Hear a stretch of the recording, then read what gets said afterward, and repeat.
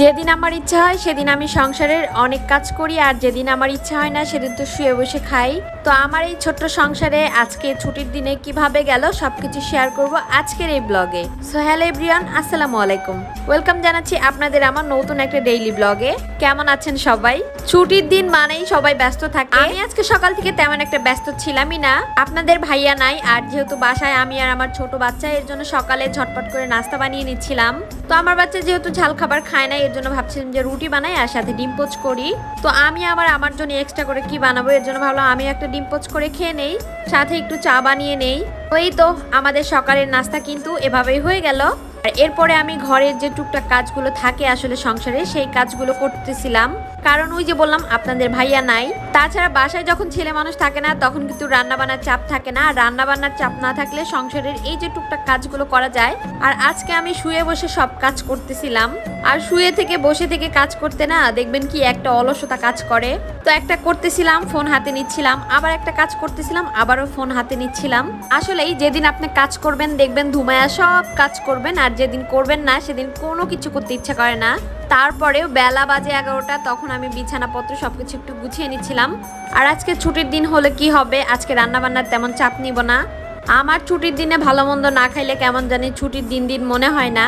সেই ছোটবেলা থেকে সপ্তাহে একটা দিন শুক্রবার আসলেই তো স্কুল কলেজ প্রাইভেট সবকিছু বন্ধ থাকতো, আর মা গরুর মাংস রান্না করতো, আর দুপুরে জুম্বার নামাজ শেষ করে সবাই একসাথে বসে খেতাম। কত বেশি মজা লাগতো তখন, সেই আনন্দ সেই সবকিছু এখন কোথায় জানি হারিয়ে গেছে।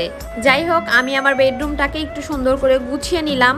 এরপরে আমার রুমের মধ্যে একটু গাছ রেখেছিলাম, এই গাছটা আমি গতকালকেই কিনে এনেছিলাম, তো এটাকে একটু পানি দিয়ে দিলাম। এই গাছটা কিন্তু ভালোই ক্রিসমাস, আর আমি আগের বাসায় অনেক গাছ ছিল, আমার অনেক টাকার গাছ কিনেছিলাম, একটা গাছও কিন্তু এই বাসায় আনতে পারি নাই। আবারও ঢাকায় আসার পরে আমি টুকটুক করে অনেক গাছ কিন্তু কিনতেছি। গাছ কিনতে আসলে ঢাকা শহরে অনেক টাকা লাগে। এর আগের বাসায় অনেক কিছু কিনছিলাম, কিন্তু ওই যে বললাম না, একটাও আনতে পারি নাই। আর এটার জন্য আমার মাঝে মাঝে অনেক বেশি খারাপ লাগে, কান্নাও করছি আমি গাছগুলোর জন্য। আপনারা যারা আমার ব্লগ ভিডিও অনেক আগে থেকে দেখেন তারা তো জানেন আমার কি পরিমাণে গাছ ছিল। যাই হোক, এরপরে রান্নাঘরে আসলাম রান্না করতে। কি রান্না করব ভেবে চিন্তে দেখলাম যে আজকে যেহেতু ছুটির দিন আর আমার বাচ্চা আছে, তো বাচ্চা এখন পোলাওটা খেতে ভালোবাসে, এর জন্যই ভাবলাম পোলাও রান্না করি। আর সাথে গরুর মাংস রান্না করতে চেয়েছিলাম, কিন্তু গরুর মাংস রান্না করতে যেয়ে সে কি একটা কাণ্ড হলো। মাংস ভিজাইছিলাম, মাংস ভেজানোর পরে মনে হলো যে মাংস আছে আমার রান্না করা ফ্রিজে, যেহেতু আমি একা খাবো আর বাচ্চার সাথে, তো এটাই বের করে গরম করে নেই। আর সাথে একটু যে মুগের ডাল রান্না করেছিলাম। আমার ছোট বাচ্চা ও তো আর অত খাইতে পারে না, আর আমি একা একা, ওই যে বললাম না বাসায় আসলে ছেলে মানুষ না থাকলে এত কিছু রান্না করতেও ইচ্ছা করে না, কাজ করতেও ইচ্ছা করে না। তো হালকা পাতলার মধ্যে রান্না শেষ করে চুলা সবকিছু আমি একটু পরিষ্কার করে নিচ্ছিলাম। খালাকে দিয়ে যতই আমি পরিষ্কার করাই না কেন চুলা, আমার মতো করে খালা আসলে কখনোই পরিষ্কার করে না। মাঝে মাঝে খালার সামনে আমি খালা পরিষ্কার করার পরে আবারও পরিষ্কার করি, খালা এটা বুঝতে পারে, তারপরের দিন একটু ভালো করে পরিষ্কার করে, তারপরের দিন আবার যেমন তেমনই। যাই হোক, আর এদিকে গতকাল রাতে আপনাদের ভাইয়া বাড়িতে গেছে, গতকাল রাতে আমার জন্য দেখেন কত সুন্দর সুন্দর জিনিস কিনে এনেছে। আমাকে অনেকে জিজ্ঞাসা করেন আপু আপনার ফেসে কি দেন, আমি আসলে কিছু দেই না, কিন্তু আমার বিয়ের প্রায় 5 বছর, এই 5 বছর বয়সে আমার জামাই আমার জন্য কিছু না কিছু কিনে এনেছে, যেটা আমি আসলে ফেসে দিব আর চুলে দিব। আগে আমার মায়ের মুখ থেকে শুনছি তোমার মুখে কিছু দেওয়া লাগবে না, তোমার স্কিন এমনি সুন্দর আছে, এমনি সবকিছু ঠিকঠাক আছে। আর বিয়ের পরে আমার জামাই বলতো ফেসিয়াল করতে হবে না, মুখে কিছু দিতে হবে না। এইভাবেই চলে গেল 4.5 বছর, মানে প্রায় 5 বছর। তারপরেও দেখি আশেপাশের মানুষ কালো থেকে ফর্সা হয়ে যাচ্ছে, আর আমি এত ফর্সা ছিলাম দিন দিন কালো হয়ে যাচ্ছি।